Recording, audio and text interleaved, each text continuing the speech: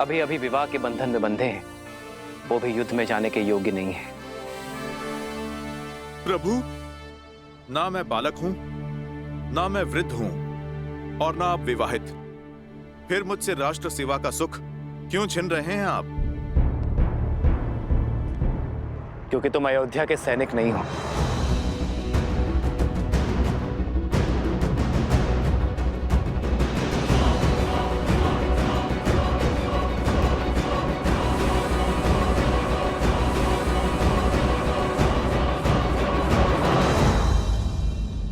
क्यों हनुमान?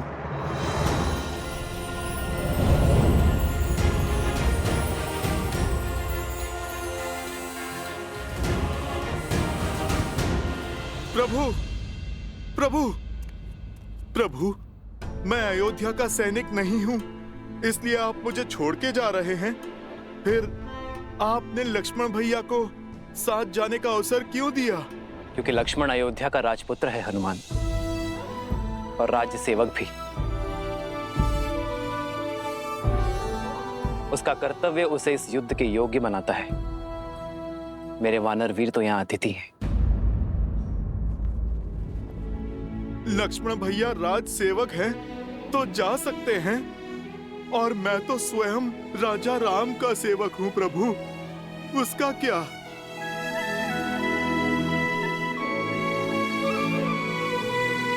प्रभु, रघुवंशी कभी ना वचन तोड़ते हैं और ना ही भूलते हैं। फिर सदा मुझे सेवा में रखने का वचन देकर आप कैसे उससे मुक्त हो सकते हैं प्रभु? आप निर्णय कीजिए प्रभु, हनुमान क्या है, वानर या भक्त? तुम मम प्रिय भरत ही सम भाई कह के गले लगाया आपने, और अब आप प्रभु अतिथि कहकर दूर कर रहे हैं। ठीक है प्रभु, आप तो राजा हैं, बड़े दायित्व हैं आप पर प्रभु मेरा तो एक ही दायित्व है, अपने प्रभु श्री राम की सेवा। नहीं प्रभु, मैं उससे विमुख नहीं हो सकता। प्रभु, मैं आपके बिना जी नहीं पाऊंगा, नहीं जी पाऊंगा आपके बिना प्रभु। प्रभु, प्रभु आप मान जाइए ना, प्रभु आप ले चलिए ना मुझे अपने साथ प्रभु। प्रभु आप मान जाइए प्रभु, ले चलिए ना मुझे अपने साथ प्रभु। हनुमान, उठो।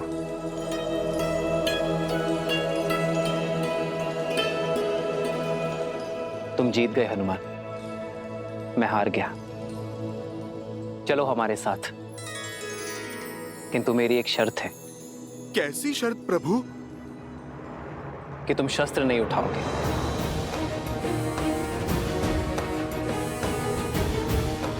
तुम्हारी हट मेरे साथ चलने की थी, वो पूरी हुई, किंतु युद्ध में चाहे जैसी भी स्थिति हो, तुम अस्त्र शस्त्र का उपयोग नहीं करोगे। स्वीकार है प्रभु, स्वीकार है।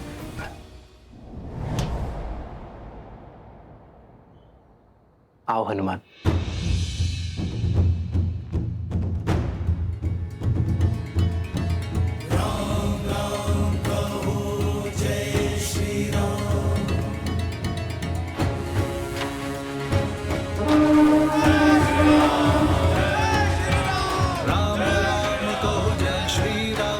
दशरथ नंदन राजा राम, राम नाम भजते हनुमान, अवध बिहारी राजा राम।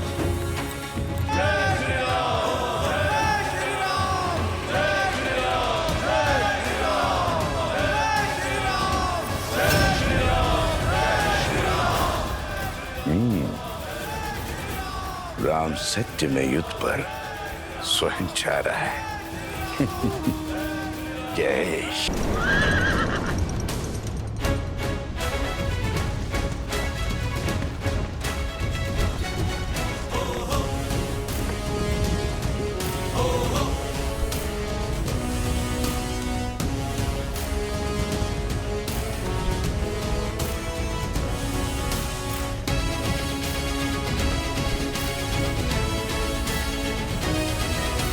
पहली टुकड़ी दाईं ओर से और दूसरी टुकड़ी सीधा प्रहार करेगी।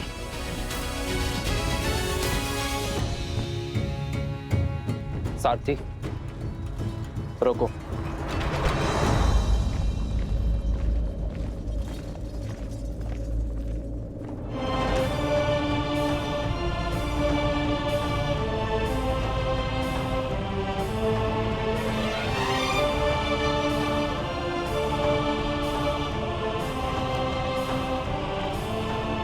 प्रणाम ऋषिवर। आपका अचानक दर्शन संकेत है कि आप कोई गंभीर निर्देश देना चाहते हैं। निर्देश देने नहीं, दुविधा का निराकरण लेने आया हूं राम। इस युद्ध का नेतृत्व कोई भी कर सकता था, फिर आप अयोध्या छोड़कर क्यों जा रहे हैं? जब मेरा सबसे बड़ा शत्रु नगर के भीतर है, अयोध्या की शांति को ध्वस्त करना चाहता है, तो मुझे अयोध्या में रुकना चाहिए था। यही ना? मेरा शत्रु भी तो यही सोच रहा होगा महर्षि।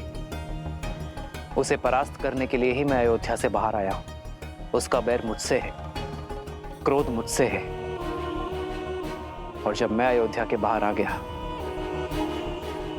तो वो भी मेरे पीछे अवश्य आएगा। मैं भास्करण से युद्ध करने जा रहा हूं महर्षि। युद्ध में भले ही भास्करण से करने निकला हूं, किंतु भास्करण और संहार दमन केवल मेरे लिए माध्यम है। सहस्त्र रावण भास्कर्ण का भाई है महर्षि। भास्कर्ण को कष्ट में देखकर उसे भी कष्ट अवश्य होगा। उसका कष्ट सहस्त्र रावण को अवश्य खींच लाएगा। आपके शौर्य पर संदेह नहीं है श्री राम। भय है आपके वास्तविक शत्रु सहस्रमुख रावण का, जो अपने अनंत मुखों से अनंत असत्य बोलता रहता है, और बार बार असत्य बोलते रहने से असत्य भी सत्य प्रतीत होने लगता है। उसमें आप ही की सेना को आपके विरुद्ध कर देने का सामर्थ्य है।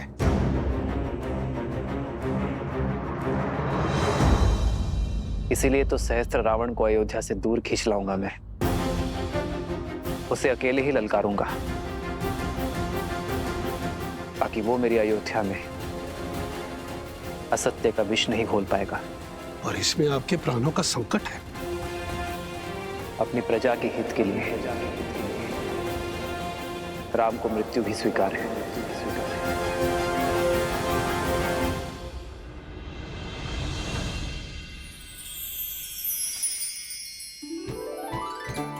स्मरण है दीदी, माता स्वयं अपने हाथों से तिलकूट बनाया करती थी। और हम रसोई घर की ओर देखा करते थे कि कब तिलकुट बनकर तैयार हो जाएगा, पर सूर्य देव को अर्पण किए बिना हमें तिलकुट मिलता ही नहीं था, है ना सीता दीदी?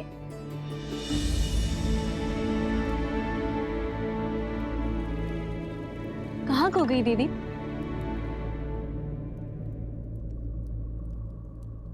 श्री राम की चिंता में हूँ। मैं जानती हूँ कि लक्ष्मण भैया और हनुमान उनके साथ हैं,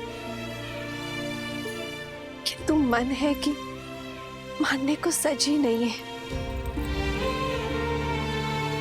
दीदी, ये शुभ दिन हर अशुभ विचार नष्ट कर देगा। आज मकर संक्रांति है। उत्तरायण के दिन सूर्यदेव उत्तर की यात्रा को प्रारंभ करते हैं। पवन ऊर्जा चरम पे होगी। देखिएगा, श्री राम की विजय अवश्य होगी। दीदी, चिंता छोड़ दीजिए और चलिए हम चलकर सूर्य देव से प्रार्थना करते हैं, सब शुभ होगा। आइए।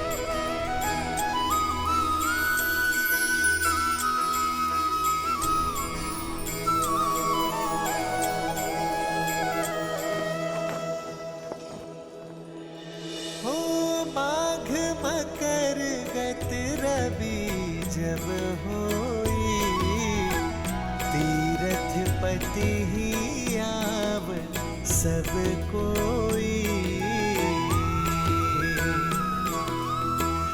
देव धनुज किन्नर नर श्रेणी, सादर मजही सकल त्रिवेणी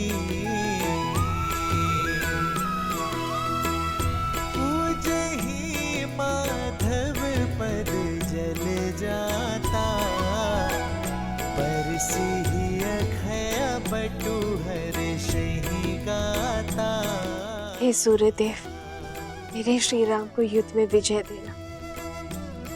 शीघ्र अतिशीघ्र लौटकर उन्हें परिवार और राज्य की सेवा करने का अवसर दीजिएगा। सुना नहीं क्या क्या बातें हो रही है नगर में? कैसी बातें? लोग आजकल कानाफूसी कर रहे हैं राजा राम और माता सीता के विषय में। हाँ, मेरे पति ने भी मुझे राजमहल की सेवा छोड़ने के लिए निर्देश दे दिया है। क्यों, ऐसा क्या हुआ? क्या बातें कर रहे हैं आप लोग? बोलो, क्या बोल रही थी तुम? जी वो मेरे पति दूसरी पत्नी लाना चाहते हैं और जब मैंने विरोध किया और श्री राम के एक पत्नी व्रत होने पर दुहाई दी, तब उन्होंने क्रोधित होकर कहा कि राजाओं का क्या, वैसे भी श्री राम के प्रेम के आगे उनको कुछ गलत नहीं लगता। वो तो कुछ भी नीति बना सकते हैं। उनको कौन है कहने वाला? सामर्थ्य को दोष और स्वर्ण को दाग नहीं लगता। पर हमें राजाओं की चाल पर नहीं चलना। और कहा कि महल के वातावरण से मेरा मन दूषित हो जाएगा। कैसा दाग और किस पर लगा है? वो तो नहीं बताया। आने दो श्री राम जी को। जब ये प्रश्न राजसभा में सबके सामने पूछा जाएगा, तब हर रहस्य से आवरण हटाना ही पड़ेगा। मांडवी, श्रुतकीर्ति,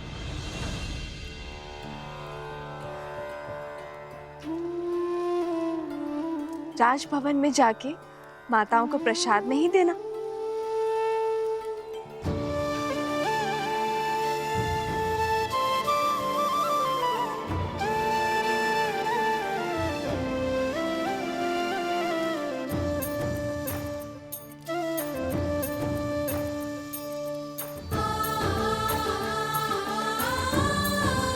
कितनी शुद्ध और सरल है देवी सीता।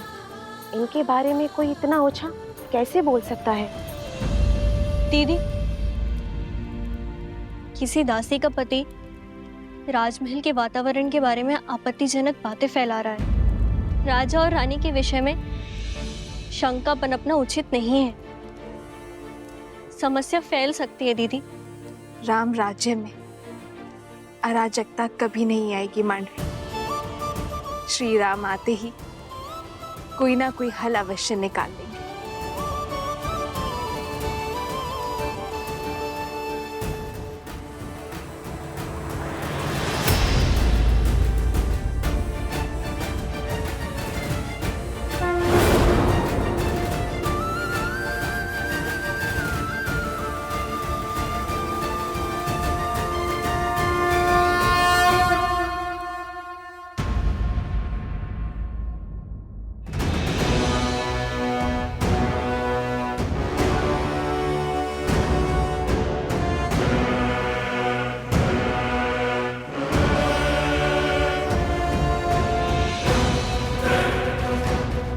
भास्करण, आक्रमण से पूर्व अवसर दे रहा हूं। अपने आतंक का अंत करो और लौट जाओ। अभी तक तो आतंक का आरंभ भी नहीं हुआ है राम। और जहां तक रही अंत की बात, यदि मैं समय रहते लंका पहुंच गया होता तो युद्ध का अंत कुछ और ही होता। वही तुम्हारे रक्त से सागर को रंग देता। जो काम तब न हुआ वो अब होगा।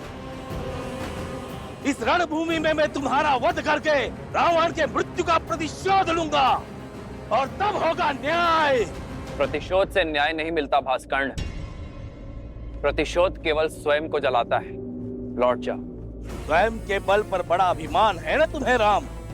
समाप्त होगा तुम भी और तुम्हारा अभिमान भी।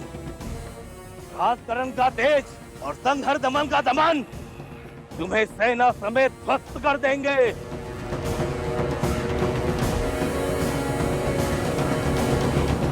लक्ष्मण, मैं भास्कर्ण का सामना करूंगा। तुम संघार दमन को खोजो। और स्मरण रखना, वो उभयचर है।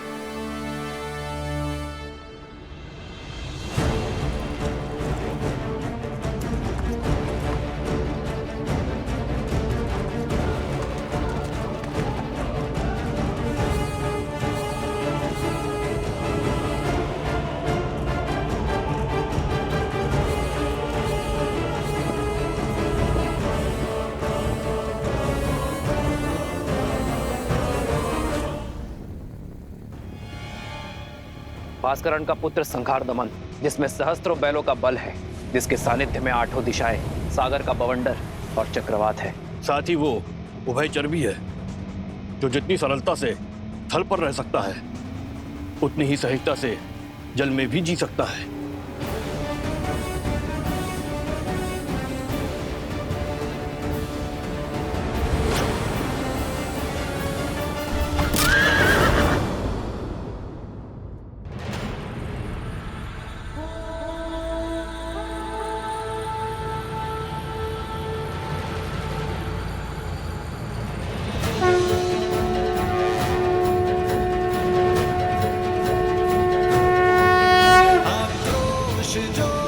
क्रोध का ये क्षण है प्रतिशोध का, ललकार और पुकार अति विरोध का।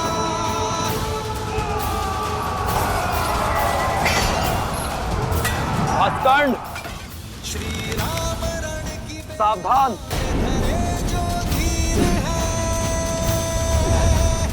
आएगा प्रलय बरसने वाले तीर है, धर्म के संग अधर्म के विरुद्ध है, ये युद्ध है, महायुद्ध है।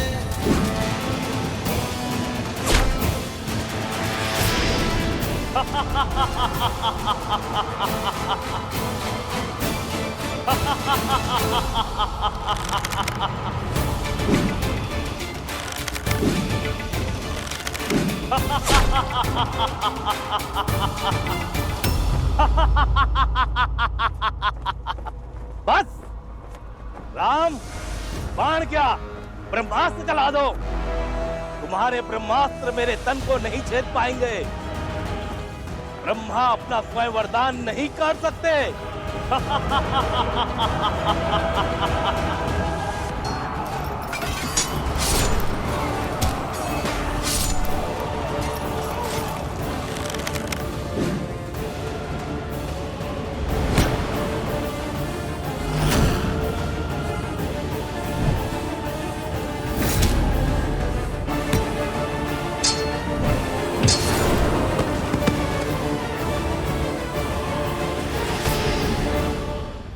बताओ, कहां है संघार दमन?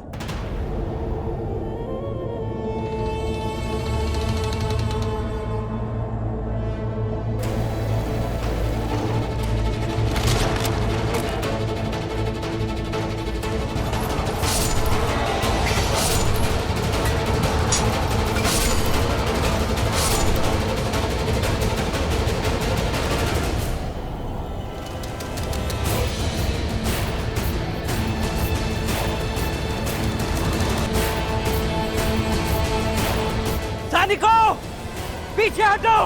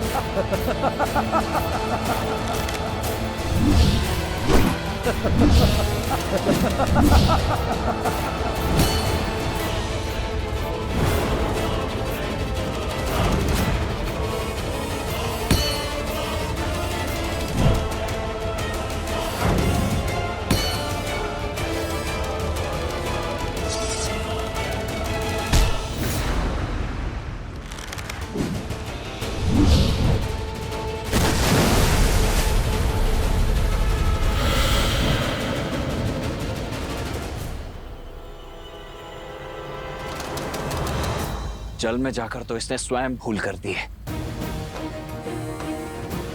ब्रह्मदेव के वरदान के अनुसार उसकी मृत्यु जल के भीतर ही हो सकती है, वो भी तब जब उसकी श्वास नली काट दी जाए।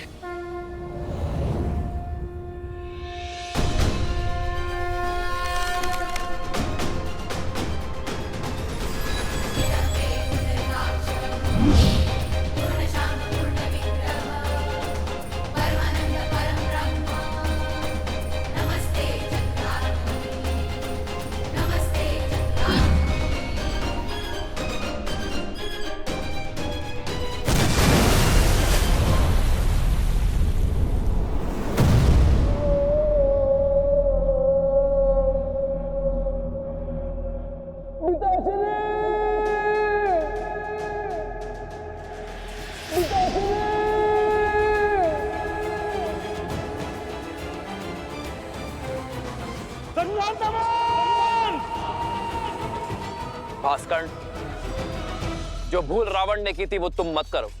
अपने पुत्र की मृत्यु से शिक्षा लो, अपना प्रतिशोध भूलो और लौट जाओ।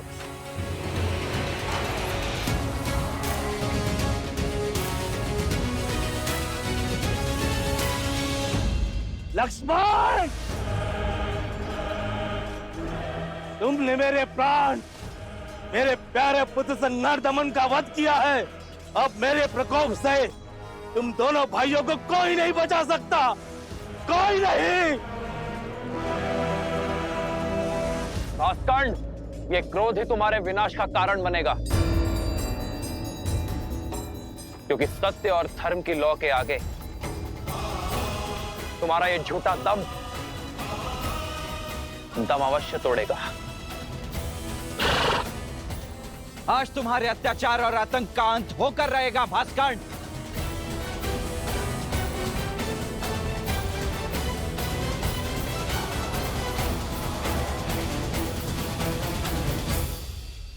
पवन पुत्र, तुम्हें अस्त्र नहीं उठाने हैं, किंतु इसके मर्दन के लिए तुम्हारी ही आवश्यकता होगी।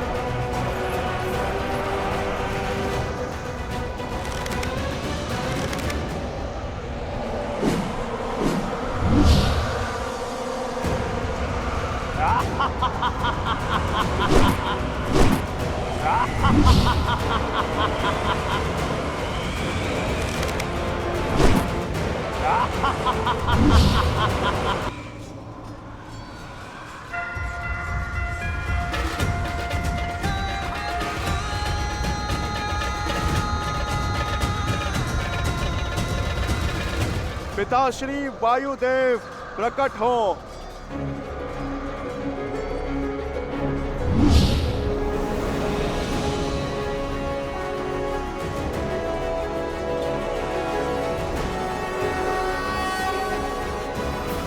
प्रणाम प्रभु।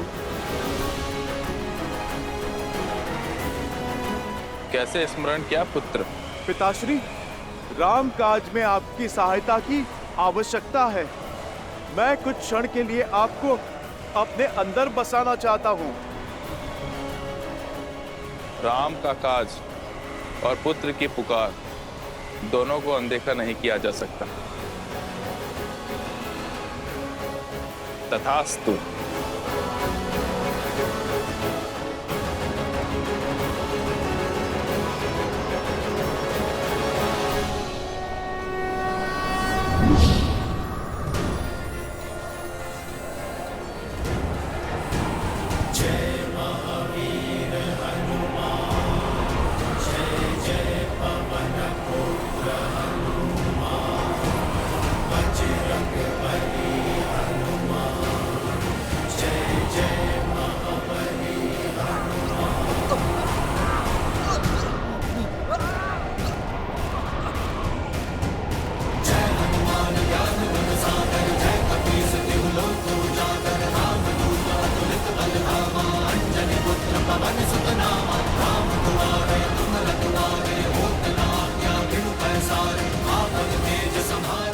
भैया यदि हमने और देरी दिखाई तो कदाचित हम सभी का अंत हो जाएगा।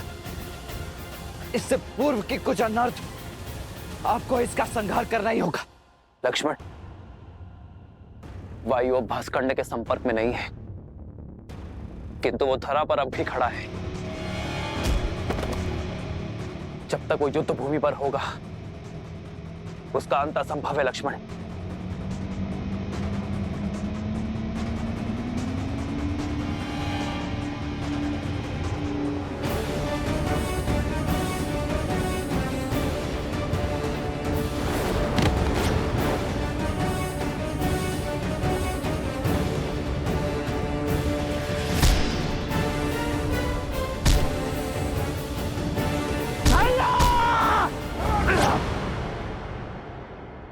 प्रहार कीजिए।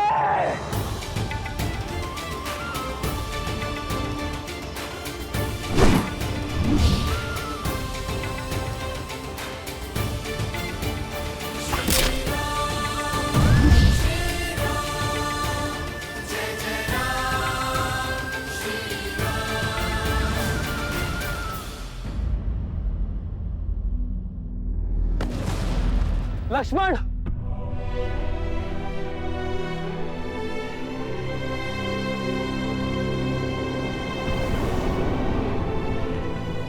लक्ष्मण, लक्ष्मण, लक्ष्मण, लक्ष्मण, लक्ष्मण, लक्ष्मण, लक्ष्मण, आज तुमने फिर मेरे प्राण बचा लिए।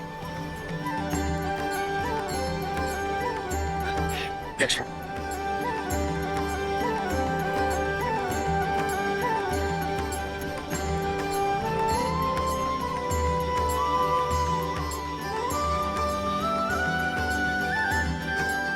भैया आपकी विजय के लिए तो मृत्यु से पराजय भी मेरे लिए परम विजय।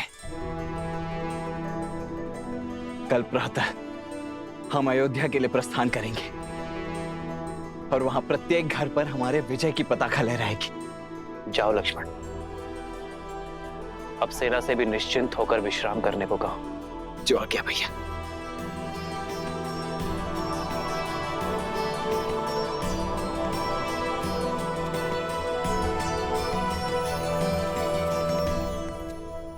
युद्ध अभी समाप्त नहीं हुआ है लक्ष्मण।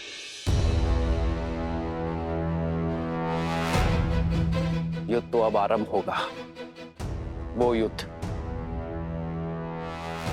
जिसे लड़ने के लिए मैं अयोध्या से इतनी दूर आया।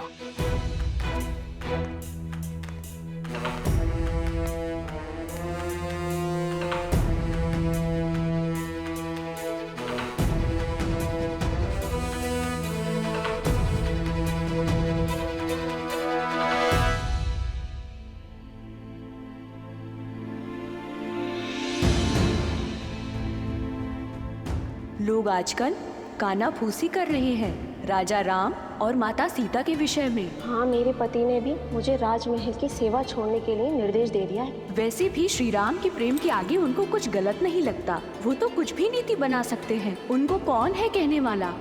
इनके बारे में कोई इतना ऊंचा कैसे बोल सकता है?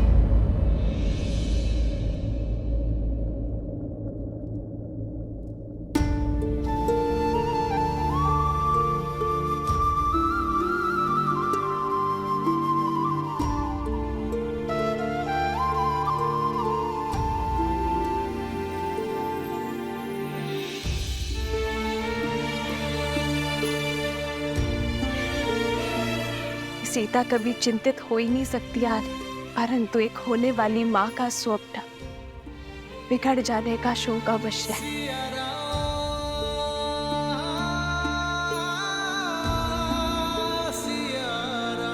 तुम्हारी व्याकुलता का आभास है मुझे सीते, किंतु मुझे एक राजा के कर्तव्य के साथ साथ अपनी होने वाली संतान को असुरी शक्ति से भी बचाना होगा, और ये कार्य मुझे अकेले ही करना होगा।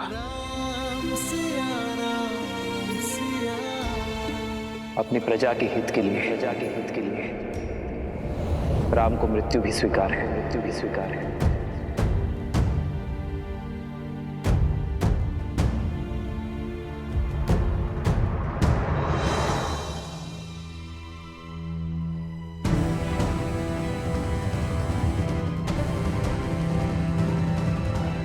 इतनी रात्रि में धनुष लेकर प्रभु अकेले कहाँ पे जा रहे हैं?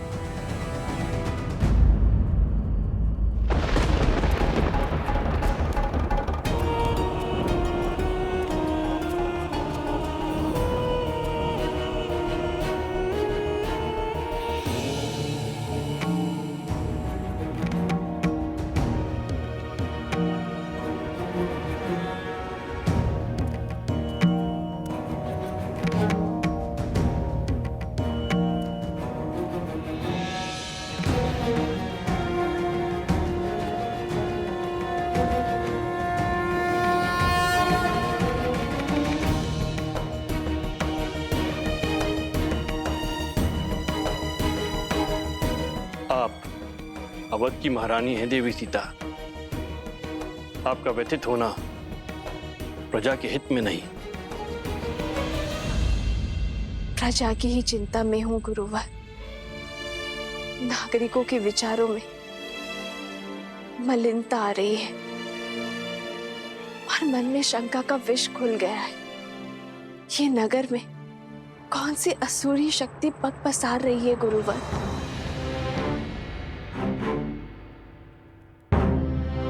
मनुष्य की प्रकृति ही अस्थिर होती है देवी।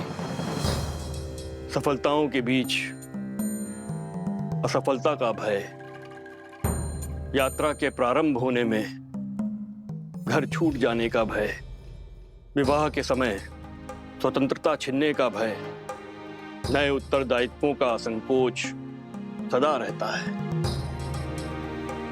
मन में सदा द्वंद्वों का भंवर चलता ही रहता है। ये उचित है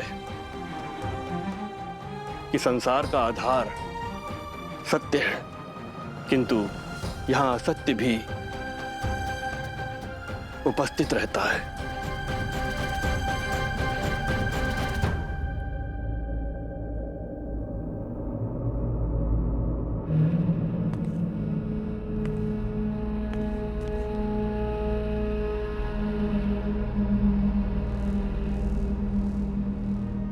मैं ललकारता हूं सहस्त्र मुख रावण, सामने आओ। असत्य का गुण है कि वो सत्य से दूर नहीं रह सकता। मैं जानता था तुम मेरे पीछे अवश्य आओगे।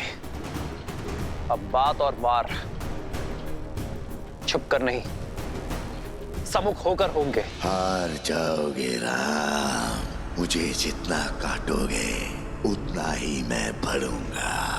हार जाओगे, पराजय स्वीकारो। छिपने का कोई लाभ नहीं सहस्त्रमुख रावण। राम, मुझे जितना काटोगे उतना ही मैं बढ़ूंगा। हार जाओगे, पराजय स्वीकारो।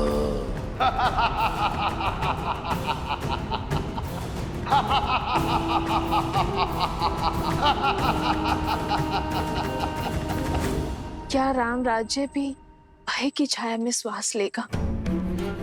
क्या यहाँ भी सत्य और असत्य इतना समीप हो जाएगा कि उचित अनुचित के मध्य की रेखा ही मिट जाएगी? क्या रघुकुल के राघव की विजय पर भी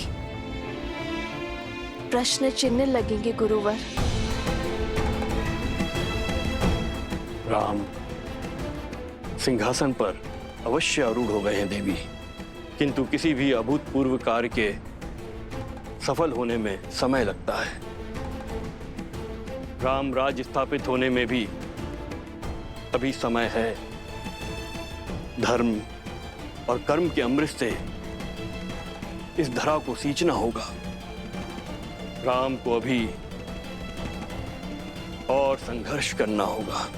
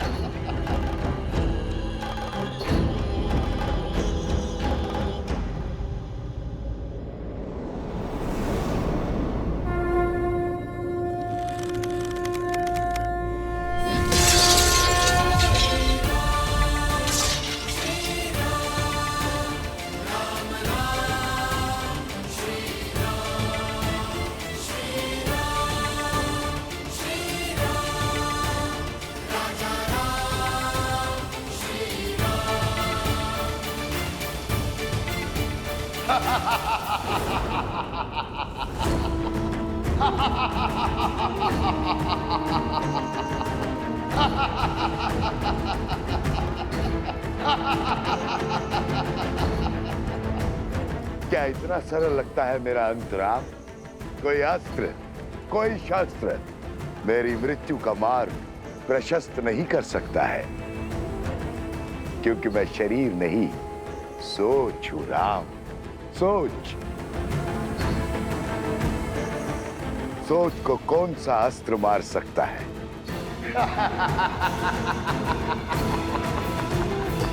धनुष अधर्म हो, उसे पराजित करना सरल नहीं होता।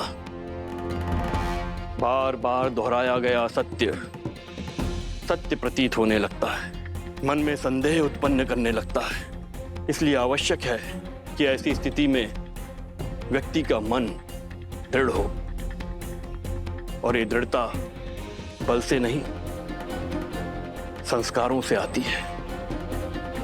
संस्कार से ही इसे पराजित किया जा सकता है। ऐसे संस्कार जो व्यक्ति की चेतना को पवित्र करे और समस्त संसार में संस्कारों को स्थापित करती है। स्त्री शक्ति, अर्थात इस भयंकर असुर को केवल एक स्त्री शक्ति ही पराजित कर सकती है, किसी राजा के बल की शक्ति नहीं।